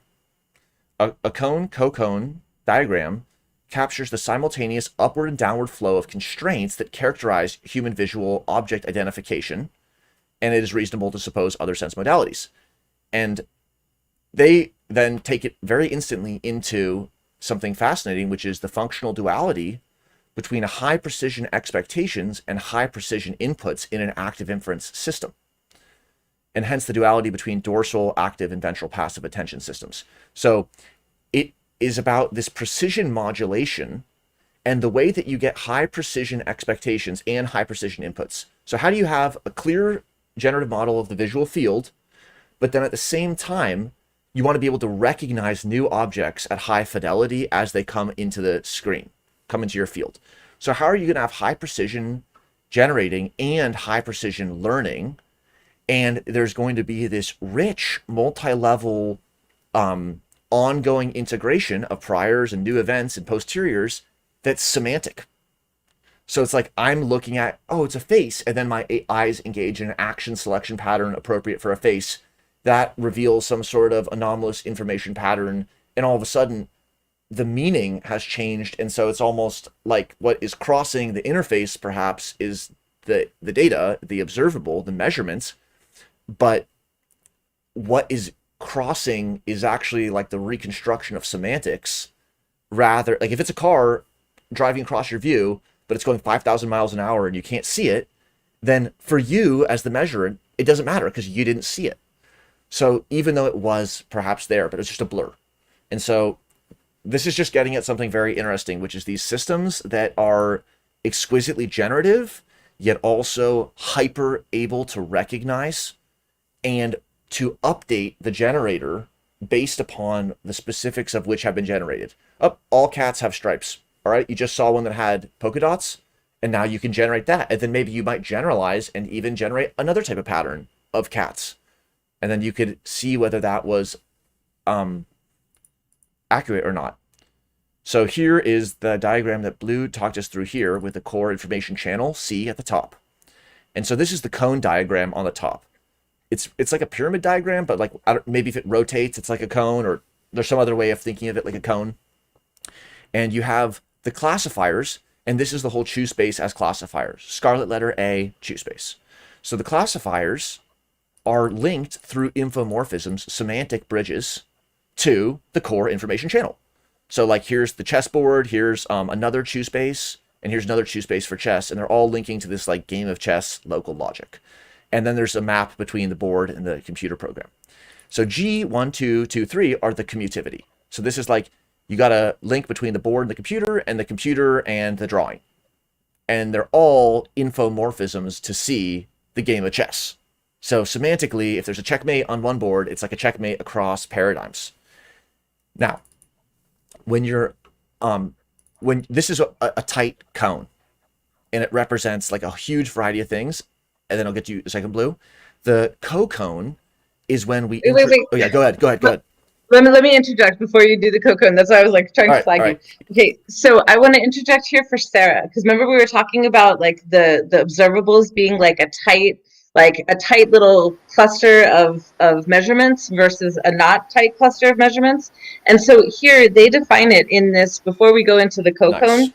Nice. So you can kind of take this back to like the stoplight and the kids playing and what the driver does and what the pedestrian does and whatever. But here, if you think about it, instead of like that, the categories or the classifiers, it says when we define a finite information channel C as a finite indexed family of infomorphisms, those are all the Fs, having a common core, the component classifiers will be taken to characterize a system of observables or some subcomponents thereof. So here they're specifically stating that all of the classifiers here are all of the things that can be measured or observed in a context that's extrinsic as opposed to intrinsic, I think.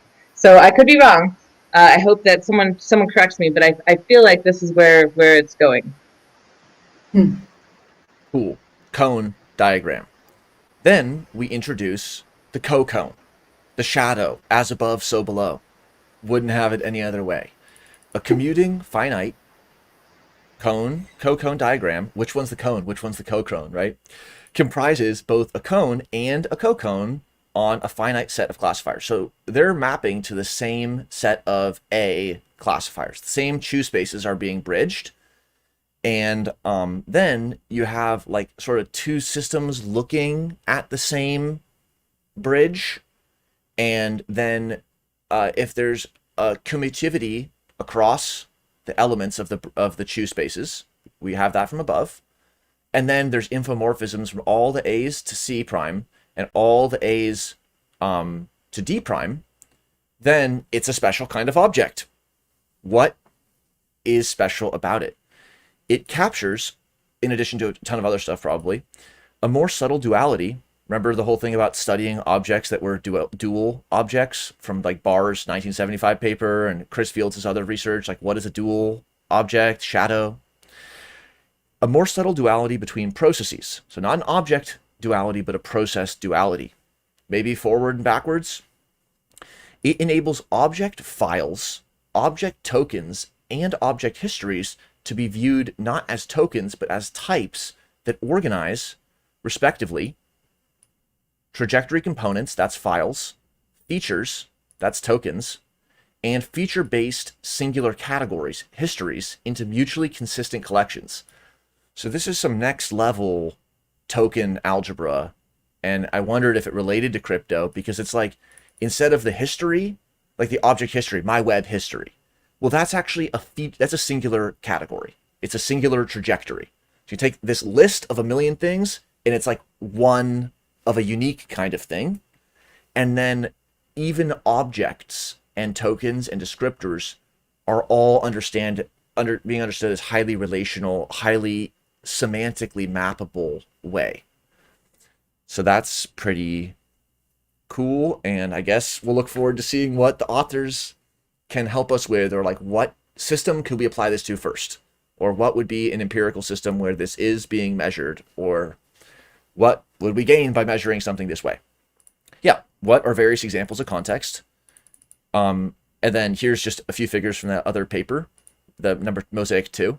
So here's a cat. Well, it's an image. It's a pattern on a Google slide. Who's to say it's a cat, right? That's semantic. But there's all kinds of things that we might want to have. So it says an object token is classified at construction into multiple types by distinct but cross-modulating processes. This includes animacy and agency detection, emotion-mediated threat detection, and entry level, followed by super and subordinate categorization into types of objects. So it's like, depending on the context and the agent observing this stimuli, whether it's a predator or prey, whether it's a cat or whether it's Felis domesticus, or whether it's a sub-breed of cat, whether it's something that you approach or something that you withdraw from or something you associate culturally with good or bad luck, that is like the agent's ontology semantically as they interface with a cue in the environment. And then this is a funny image. It's mapping Chris Fields' brain. So it's like, it says like it's CF, that's him. So here's, CF is a human. Humans has a brain. And then here's like another ontology of brains. A primate brain is a mammal brain, is a vertebrate brain, is a brain. So you can go superordinate and subordinate categories in a relational ontology, as well as have these like totally disparate classification schemes, just like you could in programming. So you could say this person has a height and a weight, and that's in their public health record. And then there's this other thing, are they a friend or foe? And that's my private information. And then all of those are being linked semantically in a special kind of system. All right.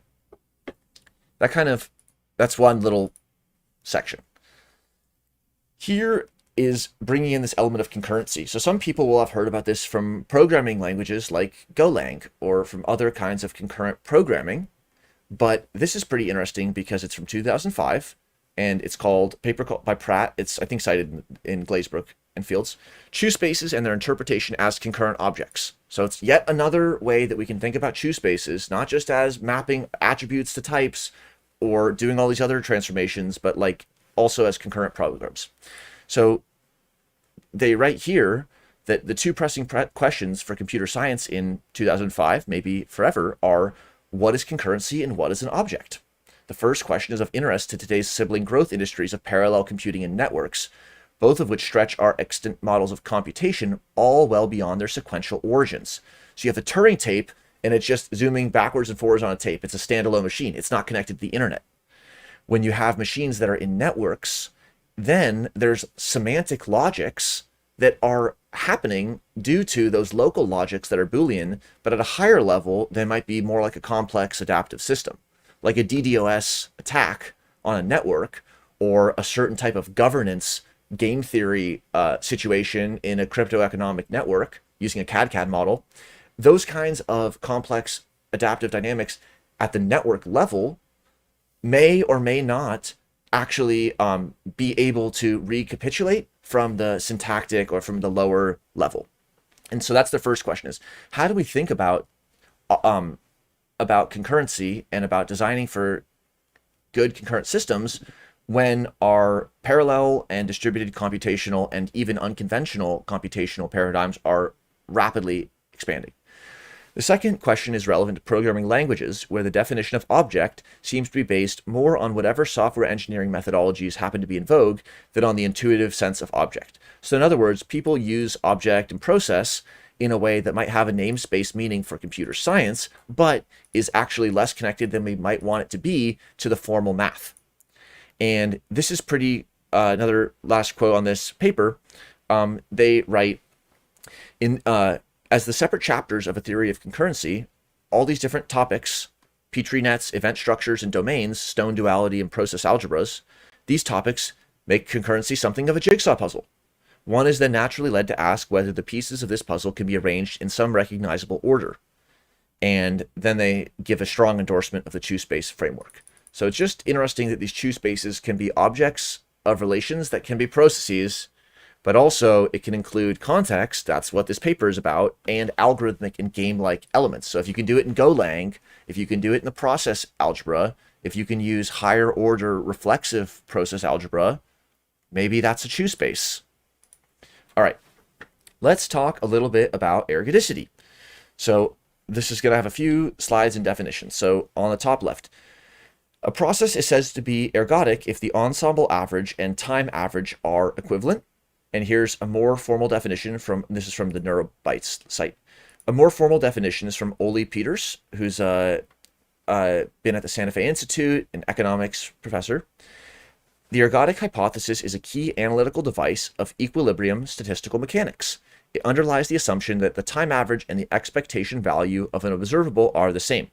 Where it is valid, dynamical descriptions can often be replaced with much simpler probabilistic ones. Time is essentially eliminated from the model. So this is on the website NeuroBytes. It's live and updating, but here it's just static. It's kind of thinking of two ways you can make purple from blue and red. One is to have the spatial resolution increasing, and pretty soon, semantically, it's interpreted as purple. So if you doubt that, you can zoom in on an old comic book and see how they made color, which is by increasing the scale of resolution really small, then it makes it look like a new color is there. Or you can flash things really fast, and then it will appear as if there's purple. And those equivalencies or ways of reaching, and also deviations from ergodicity spatially and deviations from ergodicity temporally, are what we're talking about. Now, why does the ergodic assumption matter, and what happens if this is if this is violated? So here's an example from modern portfolio theory, which is what Ole Peters and others like Glenn Magerman study, which is that, and this is a quote from NeuroBytes, Modern portfolio theory stipulates there exists some optimal risk to return profile, but the theory rests on the ergodic hypothesis by conflating an ensemble aggregate return with the individual's path-dependent return through time. So it's really interesting, and this is related to the St. Petersburg paradox and a couple other economic ideas, that basically the total population's performance or 100 different portfolios' performance at one snapshot is not the same thing as any portfolio being carried forward through time. Why does that matter? How off on the wrong track would we be? So here's some funny examples of ergodicity violations and also a hypothetical example of ergodicity. So number 2 from the Neurobites, if it takes one pregnant woman 9 months to give birth, 9 pregnant women should only take 1 month. And then this says, recipe says bake for 60 minutes at 200 degrees, but I'll just bake for 30 minutes at 400 degrees. So like if the degree minute is all things being equal, why couldn't we just vaporize it with 10,000 degrees Celsius for just a split second? It turns out that there's a process that has to play out. And so, yeah, what do you think about this, Blue? Or how would you link it to anything else we talked about today? I'm like, I don't know. I think my brain is Yeah, I agree. I'm still giggling at the nine pregnant months. I'll say something. Yeah. I find those examples actually worse than just giving me no example, because like ergodicity implies you have to have a system level demarcation. And so, you know, to compare it to like 9 pregnant women, it's like, well, the system is the woman. So you can't really do that in the analogy. It actually makes it harder to understand. I just good point. Yeah, it's sorry always for all of tough. your efforts, like, but I think it makes it more confusing. Yeah, I agree. It's not a perfect mapping. It's like syntactically, it's the kind of error you'd be making. Like, here's the ergodic in a lifespan, but then if you go too down the rabbit hole with trying to add the variables, that's why we always pull back to the actual formalisms. So here is from Math Encyclopedia, and here I thought it was quite interesting. So it's about trajectories of points and saying that, as you'll hear with many other definitions, that it's about visiting a phase space through space and through time. That was sort of that first example. Here's what was interesting though. When the Birkhoff ergodic theorem had been proved, it became clear that ergodicity is equivalent to metric transitivity, measurement transitivity. The more general situation, it was no longer suitable to talk of the equality of time and space averages, systems with an infinite, so what kinds of systems are beyond spatial and temporal ergodicity? Systems with an infinite invariant or quasi-invariant measurement, not only flows and cascades, but also more general transformation groups and semi-groups.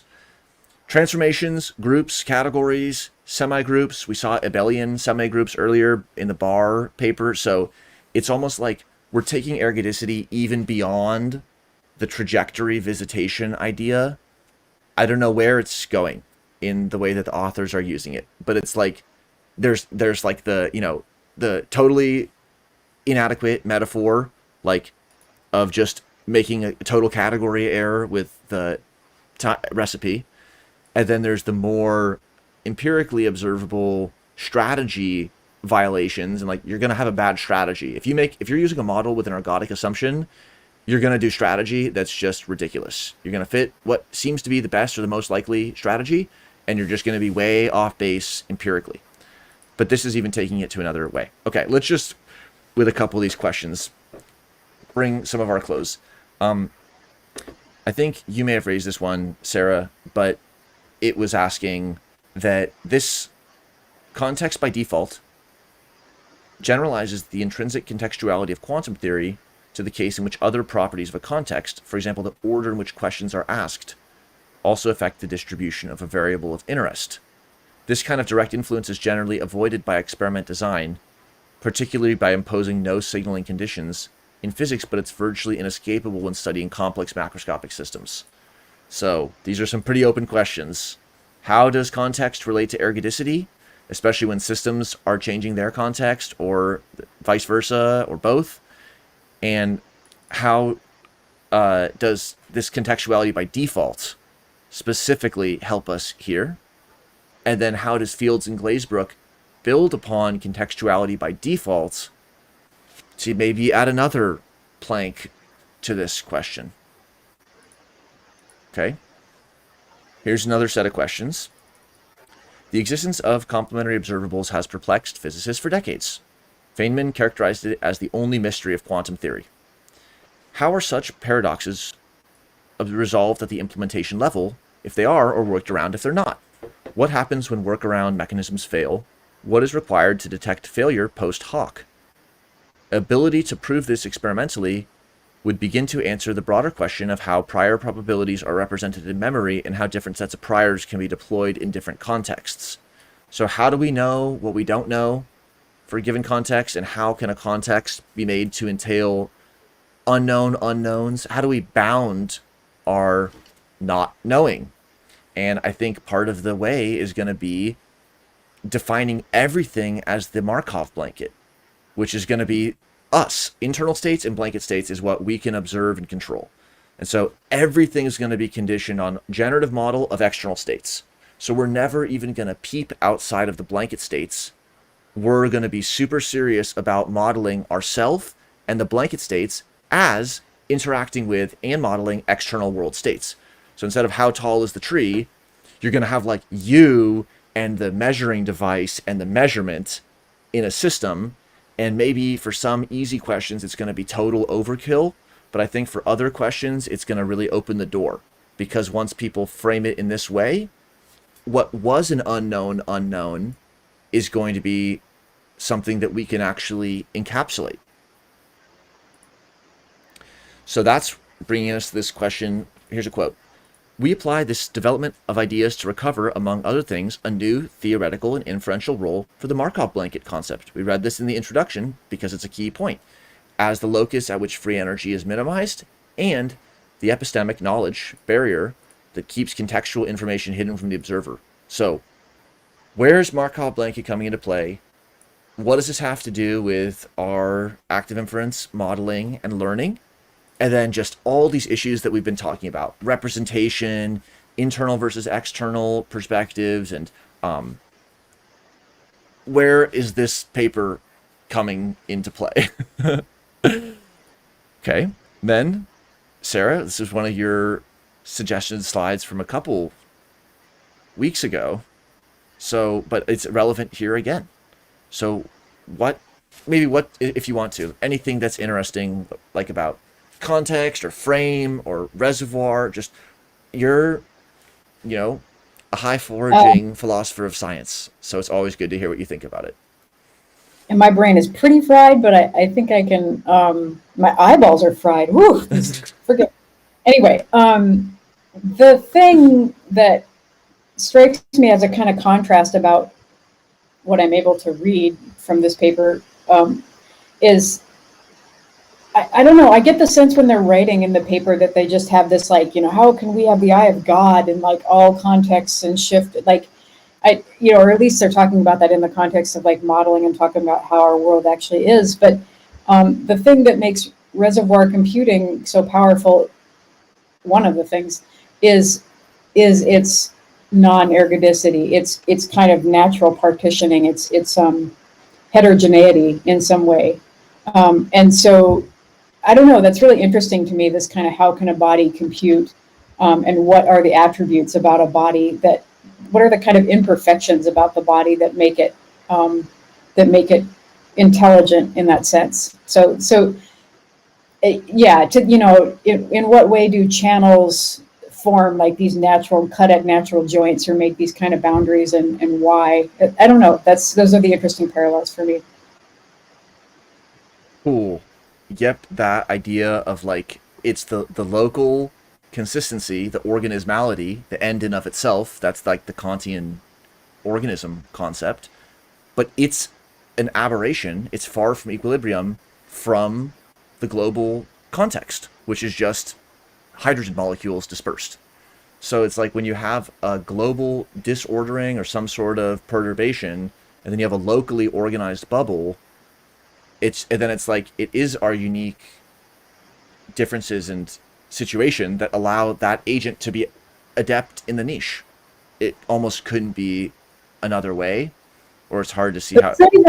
I don't know. The thing that's interesting to me is like, you don't even have to think about, well, I'm sure there is more you have to think about in terms of adaptation and, response and things like this, but just, how does a rock compute? And there was one paper that I was reading where they were talking about like, well, okay, if you stick a rock in the oven, it doesn't necessarily heat up in all the same places. So you do have this kind of, you do have these non-homogeneous kind of attributes about the rock, and it's a very loose analogy, but that is essentially like this non-Boltzmann type distribution. That is what makes these bodies computable in some way that is yet still a little bit mysterious. Yep. And it's like if it were a little worm, you said its body is set up with the muscle and the connective tissue and the nerve so that it moves away from a prick from on the side. It doesn't need to be computing where everything is. If its body is able to respond, then it can do what it needs to do in the niche. Okay. But I mean, you don't even need to be alive. That's the thing that kind of blows my mind about how this computing works. Yes. So, implications and next steps. So this is good that they went there. So the first question, which is expanded upon more in this Basieva paper, is exploring contextuality for human measurements. Cool. A second is understanding how context switching is implemented at the neurocognitive level. So that's the Feynman quote that we just looked into, but basically what is happening when it's like somebody's your friend, you're in a narrative of friendship, and like from the cultural down to the, the day, down to the second, down to the micro expression, you're in a narrative, and then a stimuli happens and a context switches, and the trajectory is still a unitary, your relationship with them is still a thing, but it's changed in a way that the context has changed. Like, how does that get implemented? This combination of the high precision priors and the high precision inputs. How do we get the best of both worlds with this rapid attentional modulation as brains into and away from objects, and then context switching? Those are features that are just not within the scope of Shannon disinfo theory, and they're much more semantic questions. A third and broader question is whether intrinsic contextuality can be detected and characterized at multiple scales in complex systems generally. By formulating a scale-free model of contextuality in category theory terms, and in particular by employing the concepts of classifiers and information channels, we hope to have opened a new pathway towards addressing these questions in multiple ways, or addressing these questions in multiple systems.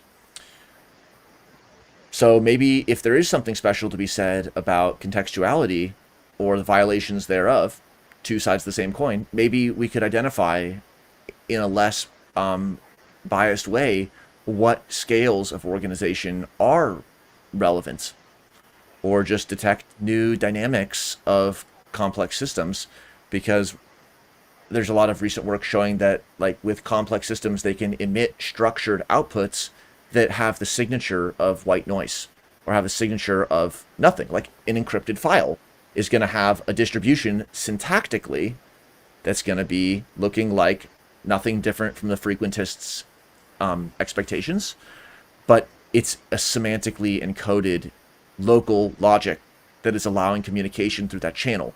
So if all you have is the white noise detector, you're going to think, oh, that looks like the signal's not containing information, but actually semantically it is. So there could be systems just in and around us that are doing things we don't even see. And that would be no weirder than if there was wavelengths we didn't see. We know that's true. We know that there's things that are too big or too small for us to see. So could there be things informationally or from a narrative perspective that we're just not perceiving? Doesn't seem out of the picture. So I think it actually is a major area. And, for those who have participated or listened to this deep in, Chris Fields was the one who recommended this paper to us and just said, I think this is a topic that is not really thought about in the active inference community that much, but it will become important later. I don't even know what topic he was referring to, but this was the paper that really raised some huge questions.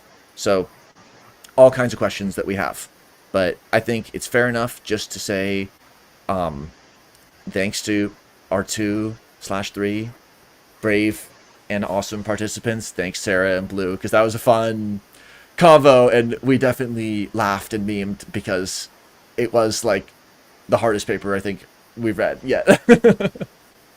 Definitely, but the paper was so well written. Like, I am not a big fan of reading like math papers and lemma this and theorem that. Like, I usually don't enjoy it at all, but I really did find this paper to be very well written and easy to follow. I agree. When there was a formalism, it's a theorem, definition, figure, formalism. It's just like, okay, I'm not going to understand that, but I know that that's just the theorem. So I could just say, okay, got it. Something I don't understand, put it away, encapsulate that. So I agree. Any last thoughts, Sarah Blue? I just said I was almost wishing, like, as I was reading the paper, like, for some concrete examples, but we would have ended up with like a 65-page paper. So I guess that's our job, to be the concrete example. Yep. And that will be fun to talk to Chris about. So let's, until the time we actually get to talk about this paper, which is going to be on March 9th. So between now and March 9th, let's just chill, do our other jobs instead of just reading this paper. Think about what would be really powerful and meaningful to ask them semantically.